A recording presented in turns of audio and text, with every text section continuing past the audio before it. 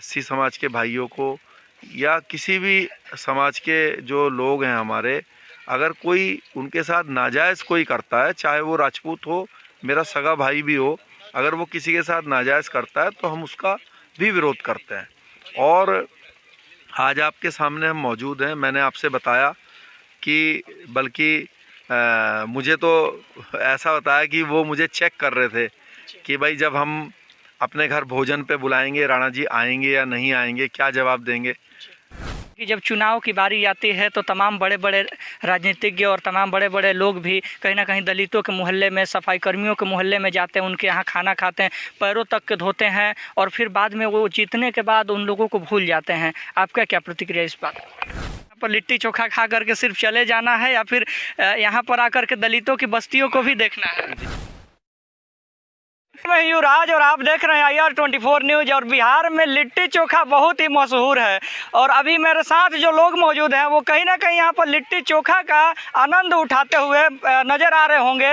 और इसी शख्स में, इसी व्यक्तियों में एक ऐसे व्यक्ति भी मौजूद हैं जिनको कुछ लोग जो हैं वो अपराधी के नाम से जानते हैं, तो कुछ लोग जो हैं वो राष्ट्रवादी के नाम से भी जानते हैं। जी हाँ, मैं जिस व्यक्ति की बात कर रहा हूँ उस व्यक्ति का नाम शेर सिंह राणा है, जो कि अभी कुछ दिनों से जो बिहार में दौरा कर रहे हैं और जो क्रिसमस का भी माहौल चल रहा है और क्रिसमस पर तमाम क्रिश्चियन भाइयों के पास जाते हैं और ये इसी तरह से सभी समुदाय में जाते हैं और बैठते हैं, खाते हैं, पीते हैं और उनसे बातें करते हैं। और जैसा कि यहाँ पर इनका लोकसभा चुनाव लड़ने का भी कुछ प्लानिंग है, क्या कुछ मामला है, इनसे बात करने का प्रयास करेंगे और विशेष आप लोगों को बताने का प्रयास करेंगे।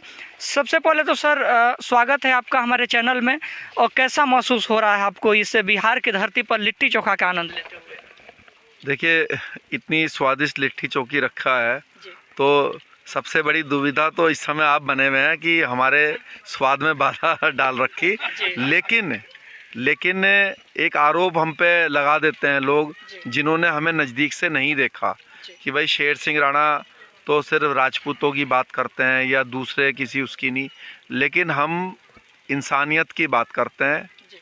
और आज जब कल मुझसे हमारे जो काराकट लोकसभा के प्रत्याशी हैं भाई प्रिंस सिंह जी, उन्होंने जब मुझसे कहा कि हमारे राष्ट्रवादी जनलोक पार्टी की विचारधारा से जुड़े हुए हमारे एक भाई हैं जो कि हमारे एससी समाज से ताल्लुक़ रखते हैं, तो वो आपको भोजन पे बुलाना चाहते हैं, तो मैंने कहा कि ये तो हमारा सौभाग्य है कि हमारे किसी भाई ने अपने घर पे भोजन के लिए हमें आमंत्रण दिया। तो उन्होंने कहा लिट्टी चोखा खिलाएंगे, तो मैंने कहा बिल्कुल जाएंगे। और बल्कि अपने राजपूत समाज के एक व्यक्ति हैं जो बहुत जिद कर रहे थे कि आपने कल का खाना हमारे यहाँ खाना है, तो मैंने इनको कहा कि नहीं, हम जो हमारे रविंदर जी हैं उनके यहाँ खाएंगे, उनसे आप अभी मना कर दीजिए, उनके यहाँ किसी और दिन खाएंगे। तो आज आपके सामने मौजूद हैं और हमारे साथी भी सब यहाँ मौजूद हैं।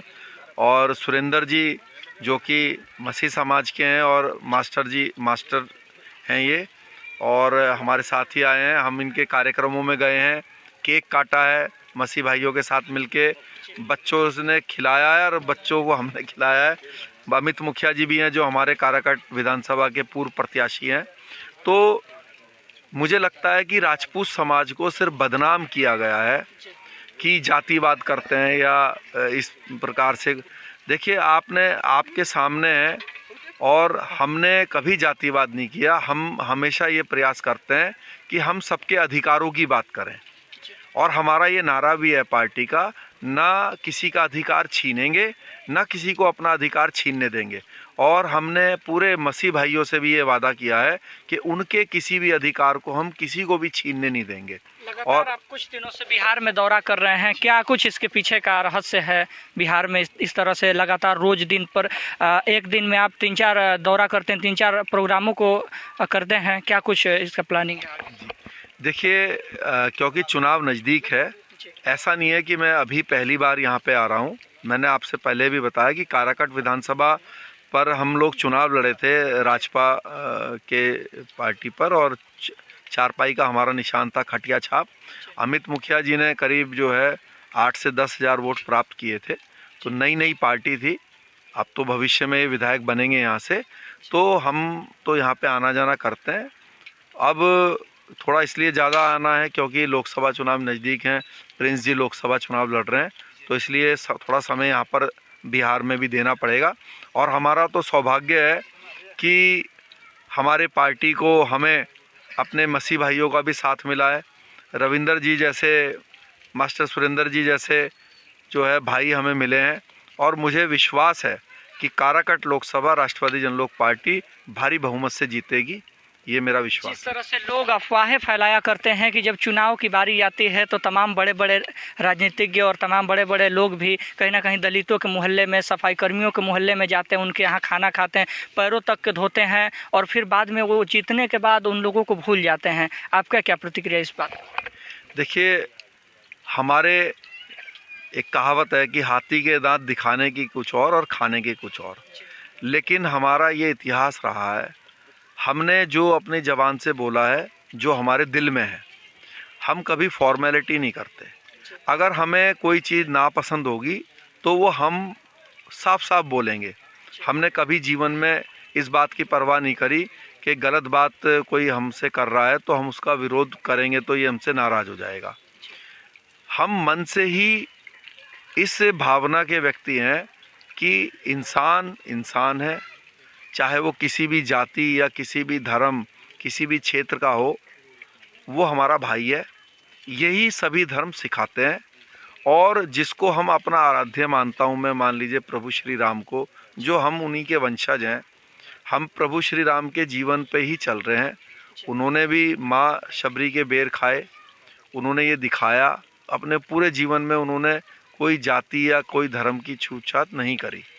तो ये तो क्या है, राजनीतिक दलों ने इस तरह की लोगों में गलत भावना पैदा करी, किन कारणों से ऐसा बना।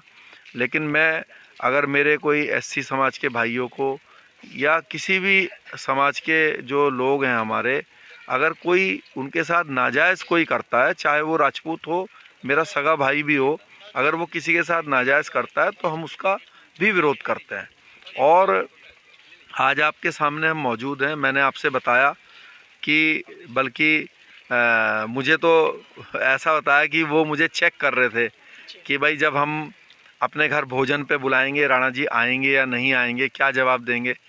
बल्कि मुझसे मजाक कर रहे थे, वो ये सोच रहे थे कि नहीं आएंगे, लेकिन उनको नहीं पता था कि इतने सारे लोगों को लाके इनके खूब सारे लिट्टी चोखे अभी हम खाएंगे यहाँ पे। ये तो सोच रहे होंगे कि 2 ही खाएंगे, लेकिन हम यहाँ पे 10-12 खाएंगे, अभी देखिएगा। चलिए, अब के भोजन में बाधा नहीं बनेंगे। जैसा कि सर ने बताया कि लिट्टी चोखा सामने पड़ा हुआ है और शायद मुझे ये देख करके अब रहा नहीं जा रहा है। और भी यहाँ के कुछ लोग हैं, मैं बात करने का प्रयास करूँगा। जैसा कि सर ने बताया कि अगले लोकसभा चुनाव में इनके प्रत्याशी जो प्रिंस कुमार जी हैं वो भी इस बार लड़ने वाले हैं, और किस प्रकार से उनकी प्रतिक्रिया है और किस प्रकार से वो इस चीज़ को देखते हैं, उनसे बात करने का प्रयास करेंगे। सबसे पहले तो स्वागत है हमारे चैनल पे। नमस्कार आप लोगों को क्या भी। कुछ प्लानिंग है आपको आज यहाँ पर लिट्टी चोखा खा करके सिर्फ चले जाना है, या फिर यहाँ पर आकर के दलितों की बस्तियों को भी देखना है? जी, मैं आपकी बातों को जवाब दे देता हूँ। देखिए, मैं किसान का बेटा हूँ, मैंने खेती किया है, खेतों में गया है। तो हमारे जो एससी भाई होते हैं वो मेरे साथ जुड़े हुए होते हैं। जब खेतों में उन्हीं के द्वारा क्या है, हम एक दूसरे के पूरक हैं। उनके द्वारा जो अनाज है, जो ये है, आप इसको देख रहे हो ना, ये है ना, हम लोग सहयोगी हैं उस जगह पर। मैंने उनके दिल को, उनके कष्ट को, मैं उसी खेत के खलिहान में लाठों पर मैंने भापा है। मैं तो खोज रहा था कि मैं लड़ने के लिए क्या करूं। वो तो भगवान थे, जो राम जिसको हम कहते हैं, हमारे शेर सिंह राणा जी, वो हम मिले, उन्होंने अपना झंडा दिया। इस झंडे की पताका को तुम फहरा कर सेवा करो। जिस तरह से सर ने झंडा दिया और आपने थाम लिया, बहुत सारे लोग हैं आरोप लगाते हैं, एक धब्बा सर पे बना हुआ है कि सर अपराधी प्रवृत्ति के व्यक्ति हैं, और आपने जब झंडा लिया तो आपको ऐसा नहीं लगा कि हम किसी ऐसे व्यक्ति का झंडा लेंगे तो हमारे साथ लोग सपोर्ट में आएंगे या फिर विरोध में? ऐसा कुछ प्रश्न आपके मन में चला? देखिए, आपको देखने की 2 तरह की नज़रिया है। अगर आप गलत तरीके से देखो तो हर चीज़ गलत दिखाई देगा। अगर उसी को प्रेम से देखिए तो आपको प्रेम समझ में आएगा। क्योंकि मैंने विचारधारा को सुना, पहली बार मैंने विचारधारा को सुना, मैंने सोचा और समझा। और मैं वह कहानी जो जिस कहानी को आप बता रहे हैं, मैं उस कहानी के बारे में अच्छे से पढ़ा हूँ। और मैं कहूँगा कि हमारे पत्रकार बंधु इस सच्चाई को जाने कि जो हत्यारे बताए जाते हैं, उस सच्चाई को अपने आप ढूंढना चाहिए। क्योंकि मैं कहूँगा सभी देश के पत्रकार बंधुओं से, जहाँ तक मेरी बात है, जहाँ न पहुँचे रवि वहाँ पहुँचे कवि, लेकिन हमारे अब कवि नहीं पहुँच पा रहे हैं। इन कवियों की वहाँ पहुँचने की ज़रूरत है, तब वो अपने से शुद्धता लाकर वो लिख कर लोगों को दिखाएंगे कि नहीं ये सच्चाई यह है। एक सिक्के के दो पहलू होते हैं, दोनों पहलू को पढ़ना चाहिए, एक पहलू देखने से नहीं होगा। क्या लगता है यहाँ पर लोग आपके सपोर्ट में आएंगे या फिर इसी तरह से आप पिछली बार जिस तरह से चुनाव लड़ा और सिर्फ निराशा हाथ लगी है, इस बार भी इसी तरह से हो जाएगी? देखिए, निराशा हाथ में नहीं लगी है। उस समय हम लोग कम समय में जुड़े थे, तुरंत चुनाव हो गई, हड़बड़ी में सरकार ने चुनाव कर दिया तत्काल, जो कि नहीं करना था। कोरोना में होगा या ना होगा, लेकिन सत्ता के लिए लोगों को मार देना, यह लोगों ने कोरोना काल के विधानसभा चुनाव में देखा। लोगों का समर्थन किस तरह मिल रहा है आजकल? आप देख लीजिए बगल में सब, ये समर्थन ही सब है मेरा। बिना समर्थन के कहाँ से इस गाँव में आ गए? ये पूरा भरपूर सहयोग है, प्यार है लोगों का। अब कि लोग बदलना चाहते हैं, युवाओं को चुनेंगे। जब तक युवा सोच नहीं आएगा तो आप सबकी सोच देख रहे हो। चलिए, अब ज़्यादा आपका भी भोजन में बाधा नहीं बनेंगे। ये सब वो लोग थे जो कि कहीं ना कहीं आए हुए हैं एक व्यक्ति के यहाँ लिट्टी चोखा खाने के लिए, और जो लिट्टी चोखा का प्रबंध कराए हुए हैं, जो कि यहाँ पर लिट्टी चोखा का प्रोग्राम बनाए हुए हैं, उनसे भी बात करेंगे कि उनका क्या प्रतिक्रिया है कि इतने बड़े बड़े लोग इनके पास आए हुए हैं और इनके साथ में बैठ करके ये लिट्टी चोखा का आनंद ले रहे हैं। सर, सबसे पहले तो आप अपना परिचय दे दीजिए। सबसे पहले मैं आपको धन्यवाद देता हूं कि आप इतनी परिश्रम के साथ आप इस जगह पे पहुंचे हैं। तो मेरा नाम रविंदर भारती है। आपके यहाँ आपको लगा था कि ऐसे लोग आपके यहाँ आएंगे और आपके साथ बैठ करके लिट्टी चोखा खाएंगे? मैंने तो बहुत गहरे मित्रों के साथ भी इतने प्रेम से नहीं खाया है जैसा आज हम लोग खा रहे हैं, क्योंकि एक मुलाकात में हमने एक इनसे मजाक किया, क्या सर मेरे घर आएंगे आप? तो इन्होंने बोला कि ऐसी क्या बात है, आप मेरे छोटे भाई जैसे हैं, आप मेरे परिवार जैसे हैं, ज़रूर मैं आपके घर आऊँगा। आप कब खिलाना चाहते हैं? आप एक बार बोलें और ये तैयार हो गए? बिल्कुल, ऐसा मेरे साथ जो हुआ मैं बता रहा हूँ।